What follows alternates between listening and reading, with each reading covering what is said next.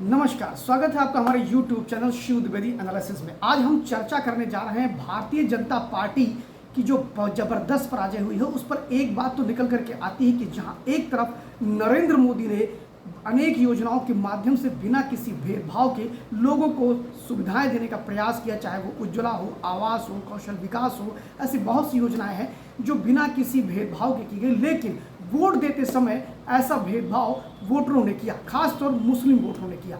आज के इस पूरे विश्लेषण में हम इस बात पर चर्चा करेंगे कि क्या मुस्लिम वोटरों ने भारतीय जनता पार्टी को वोट दिया, क्या मुस्लिम वोटरों का सिनेरियो क्या है, उनकी सोच क्या है, और क्या भारतीय जनता पार्टी के अलावा कांग्रेस के साथ उनके संबंध बहुत अच्छे रहे हैं या उनके संबंध बहुत अच्छे हैं। इन्हीं सारे विषयों पर चर्चा करेंगे। फिलहाल एक चीज़ तो तय है कि मोदी का विरोध नहीं बल्कि मुसलमानों का अंध विरोध चल रहा है। इस समय जब हम 18वीं लोकसभा का चुनाव अभी जल्द ही संपन्न हुआ है और उसको लेकर के अब जो आंकड़े आने शुरू हुए हैं, CSDS और लोकनीति के माध्यम से जो एक रिपोर्ट जारी हुई उसको देख करके तो भारत के लोग दंग ही रह जाएंगे। बिल्कुल आपको बताना चाहूँगा कि उस रिपोर्ट के माध्यम से बताया गया कि पूरे भारतवर्ष में लगभग 65% मुसलमानों ने भारतीय जनता पार्टी के खिलाफ वोट किया है। और अगर बात करें तो उत्तर प्रदेश, जहां पर सबसे अधिक पराजय हुई भारतीय जनता पार्टी की, वहां पर 92% मुसलमानों ने भारतीय जनता पार्टी के खिलाफ वोटिंग की है। अब आपको बताते चले कि आखिर यह परिस्थिति बनी क्यों, और उसके बाद यह स्थिति तब बनी जब कौशल विकास में 2,48,00,000 लोगों में लगभग 43% मुस्लिम हैं। अगर हम बात करें आवास योजना की तो लगभग 35% मुसलमानों को आवास योजना का लाभ मिला है। अगर उज्ज्वला की बात करें तो 37% मुसलमानों को उज्ज्वला के अंतर्गत उन्हें रसोई गैस दिया गया है। अगर हम बात करें मुद्रा लोन की तो उसमें 30% मुसलमानों को मुद्रा का लोन मिला है, जबकि पूरे देश की औसत अगर मुसलमानों की आबादी कही जाए तो लगभग 15 से 18% होती है। उत्तर प्रदेश में इनकी जो कुल आबादी है वह 20% के करीब बताई जा रही है। इन परिस्थितियों में अगर उस फीसदी को लिया जाए और लाभार्थी के प्रतिशत को लिया जाए तो बहुत आगे हैं मुसलमान लाभ लेने में। अगर आपको बताएं कि इसके अलावा अगर जनधन खाते की बात करें तो लगभग अगर जो 52 करोड़ जनधन खाते की बात की जा रही है उसमें 47% जनधन खाते मुसलमानों के खोले गए हैं। इन सब के बावजूद भी भारतीय जनता पार्टी का पूरे देश में एक टैक्टिस तरीके से मुसलमानों के खिलाफ, मुसलमान जिस तरह भारतीय जनता पार्टी के खिलाफ वोटिंग कर रहे हैं वह एक बड़ा प्रश्न चिन्ह खड़ा करता है। लेकिन बात यह आती है कि क्या मुसलमानों ने इसी चुनाव में ऐसा किया है या इससे पहले भी चुनाव में ऐसा करते रहे हैं, और आखिर भारतीय जनता पार्टी ऐसा क्यों सोच रही थी कि जब हम विकास की गंगा बहाएंगे तो ये हमें वोट करेंगे।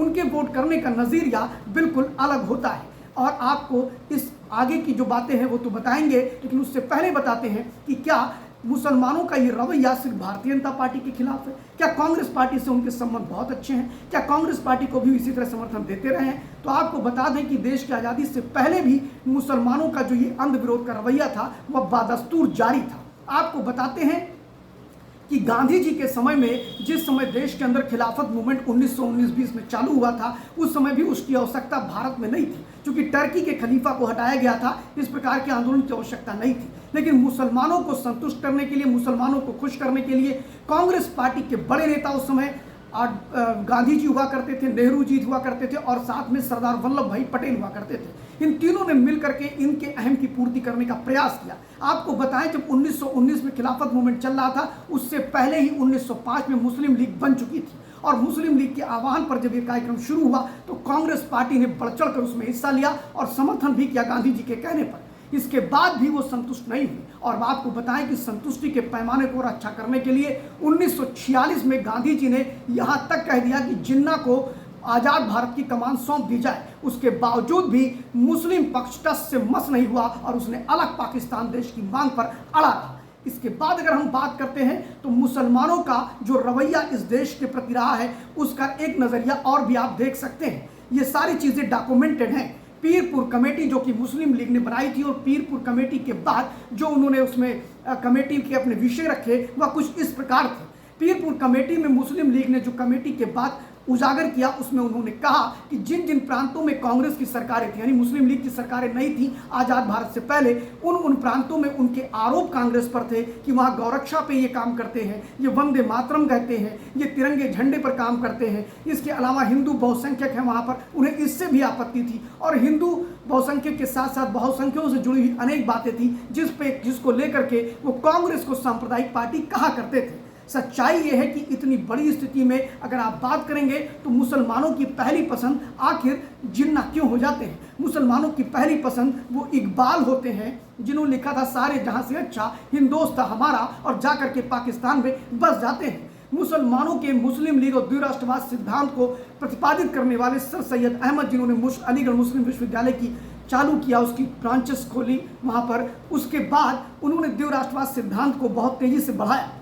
सबसे बड़ी बात यह है कि जो इस चुनाव में भारतीय जनता पार्टी जिन 4 राज्यों में सबसे अधिक आ रही है, ये वो 4 राज्य थे आज़ादी से पहले जहां के 85 से लेकर 100% मुसलमान मुस्लिम लीग के साथ थे। मुस्लिम लीग के साथ जाने का मतलब था कि अलग पाकिस्तान नेशन की भी बात का समर्थन करना। एक तरह से कह सकते हैं कि 100% मुसलमान इन 4 राज्यों के पश्चिम बंगाल, महाराष्ट्र, उत्तर प्रदेश और अगर हम बात करें बिहार में, तो इनमें जो मुस्लिम नेता थे वो पूरी तरह से मुस्लिम लीग के साथ खड़े हुए दिखाई पड़ते थे। वो अलग बात है कि देश की आज़ादी के बाद इनमें से 85% भारत में ही रह गए, बाकी जो नहीं मांग रहे थे वो पाकिस्तान चले गए। और आपको बताएं कि जो भारत में रह गए उन्होंने तुरंत कांग्रेस पार्टी ज्वाइन किया और अपने आप को घोर सेकुलर घोषित कर दिया। उनमें एक नाम है मोहम्मद इस्माइल का, और मोहम्मद इस्माइल जो है उन्होंने भारत के अंदर फिर से मुस्लिम लीग की स्थापना 1948 में कर दी और केरला के अंदर उन्होंने इसकी स्थापना करी। और आप देखते हैं केरला के अंदर 2 सरकारें चलती हैं, एलडीएफ या यूडीएफ। यूडीएफ वो गठबंधन है जिसमें कांग्रेस पार्टी और मुस्लिम लीग बहुत दिनों से सरकार चला रहे हैं। एलडीएफ वो है जिसमें लेफ्ट डेमोक्रेटिक फ्रंट और केरला के छोटे ऑर्गेनाइजेशन उसके साथ रहते हैं, जिसमें वामपंथी सबसे बड़ा धड़े के रूप में जाना जाता है। अभी भी आपने देखा कि राहुल गांधी ने एक बयान दिया और कहा कि देश के अंदर सबसे अधिक सेकुलर दल अगर कोई है तो वह सिर्फ और सिर्फ मुस्लिम लीग है। आपको बताएं, इंडियन यूनियन मुस्लिम लीग जिसके लोग कांग्रेस पार्टी के साथ कदम ताल कर रहे हैं, ये वही मुस्लिम लीग है जो आए दिन भारत के खिलाफ बोलते रहते हैं। आपको बताएं कि उस मुस्लिम लीग को लेकर के राहुल गांधी जी के विचार बड़े ही उत्तम हैं। और आप ये भी जान लीजिए कि इन पूरी परिस्थितियों में अगर हम बात करें तो मुसलमानों को लेकर के अगर हम बात करते हैं तो जब नेहरू, गांधी और सरदार वल्लभ भाई पटेल भी उनको पोषित नहीं कर पाए, तो क्या आपको लगता है कि मोदी और अमित शाह और योगी उनको संतुष्ट कर पाएंगे? सबसे बड़ी बात यह है कि मोदी, योगी और अमित शाह ने ऐसा कोई काम नहीं किया कि जो मुसलमानों के खिलाफ हो। लगभग सभी जितनी भी योजनाएं सरकार की उस स्कीम में इन लोगों को बढ़ चढ़ कर हिस्सा लिया और काफ़ी भारी मात्रा में लिया।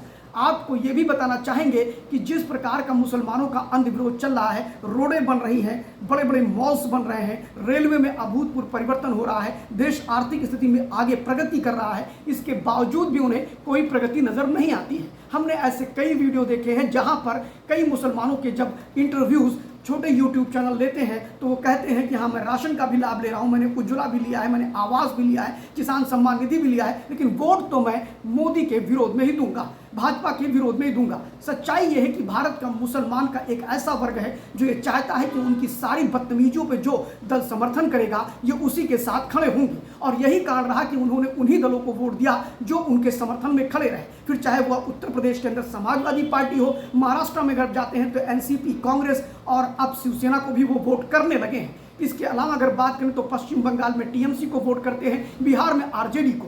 बड़ी अजीब बात है कि आखिर मेरे इन मुस्लिम भाइयों को वे मुसलमान क्यों पसंद नहीं आते हैं जो देश के लिए अपना सर्वस्व निछावर करते हैं। आखिर इन्हें जम्मू कश्मीर का औरंगजेब पसंद नहीं है, इन्हें वो आक्रांता औरंगजेब पसंद आता है। आखिर इन्हें क्यों अब्दुल कलाम पसंद नहीं है, वीर अब्दुल हमीद पसंद नहीं है? इन्हें पसंद है तो शहाबुद्दीन पसंद है, इन्हें पसंद है तो अतीक अहमद पसंद है, इन्हें पसंद है तो मुख्तार अंसारी पसंद है, इन्हें पसंद है तो दाऊद पसंद है। आखिर ऐसे गुंडे, माफिया जो हैं, जो समाज में अराजकता फैलाते हैं और इनके जो ऐसे विषय या इनकी जो मनमानी है उसको पूरा समर्थन करती है जो सरकार, उसी को ये वोट करते हैं। इनके लिए देश नहीं, इनके लिए धर्म पहले है। और यह परिस्थिति सिर्फ भारत में ही नहीं है बल्कि पूरे यूरोपियन कंट्रीज में है। आपको बता दें कि फ्रांस में इनकी आबादी 6.6 है और ऐसी स्थिति में फ्रांस का झंडा इस्लामिक झंडे के रूप में फहराना चाहते हैं। आज फ्रांस से लेकर के पूरा यूरोप बहुत परेशान है। लगभग 47 लाख की आबादी इनकी यूरोपियन कंट्रीज में हो गई है और ये जाने वाले जो है वो पाकिस्तान, अफगानिस्तान, सीरिया, इराक, यहाँ से जाने वाले मुसलमान कभी रिफ्यूजी के रूप में वहाँ पर गए थे और आज वहाँ की सरकारों को अपने घुटनों पर टिका देते हैं। ये स्थिति ब्रिटेन में भी है। ब्रिटेन में भी ऋषि सुनक ने अभी कहा है कि हम मुसलमानों का प्रवसन करेंगे, यानी उन्हें वहाँ से बाहर निकालेंगे। ये परिस्थिति लगभग पूरे यूरोप, अमेरिका और भारत के दक्षिण एशियाई देशों में इसका सबसे अधिक खामियाजा भारत ही भुगत रहा है। अगर हम बात करें तो इनको मुंहतोड़ जवाब देने का काम सिर्फ एक ही देश करता है, वो है चीन। जैसे को तैसा वो इनकी पूरी सांस्कृतिक धरोहर में नाम से लेकर के बिल्डिंग के स्ट्रक्चर तक को भी डिस्ट्रॉय कर देता है। बात यह आती है कि इस लोकसभा के चुनाव ने हमें इस बात के लिए सोचने पर मजबूर कर दिया है कि आखिर मुसलमान का ये अंध विरोध क्यों है। चूंकि उसका मूल ही उसका इस्लाम है। और आपको बताएं कि इसी 2024 के चुनाव में सलमान खुर्शीद जो कांग्रेस पार्टी के बड़े नेता हैं, उनकी बेटी भतीजी के द्वारा वोट जिहाद की बात भी फरुखाबाद में की गई, जिसकी भी बड़ी चर्चा हुई। तो ये माना जाए कि 2024 का जो जनादेश आया है, जिस प्रकार वो मोदी के अगेंस्ट में गया है और जिस प्रकार विपक्ष के नेताओं को जीत मिली है, उससे लगता है कि वोट जिहाद ने भी काम किया है। और ये मानना पड़ेगा कि सभी सुविधाएं मिलने के बाद बिना किसी दंगे के सुचारू रूप से चलने वाली केंद्र और प्रदेश की सरकार के बावजूद भी अभी भी मुसलमानों का भारतीय जनता पार्टी या राष्ट्रवादी पार्टी या देश के पक्ष में बोलने वाली पार्टी, सेना के पक्ष में बोलने वाली पार्टियों का विरोध करना क्या कहलाता है, इसको मैं तो एक ही शब्द में कह सकता हूं कि ये मुसलमानों का अंध विरोध है। फिलहाल आपको भी वोट देते समय ये बात सोचनी होगी और समझाना होगा कि भारत का विकास लोगों के मिलजुल कर रहने से होगा। और जिस प्रकार की मानसिकता 1947 से पहले की थी, अभी भी उस मानसिकता में कोई परिवर्तन नहीं आया है। इस विश्लेषण में सिर्फ इतना ही। आगे हम और भी विश्लेषण आपके सामने लाते रहेंगे। हमें लाइक करिए, सब्सक्राइब करिए, बेल आइकन जरूर दबाइए। Thank you very much.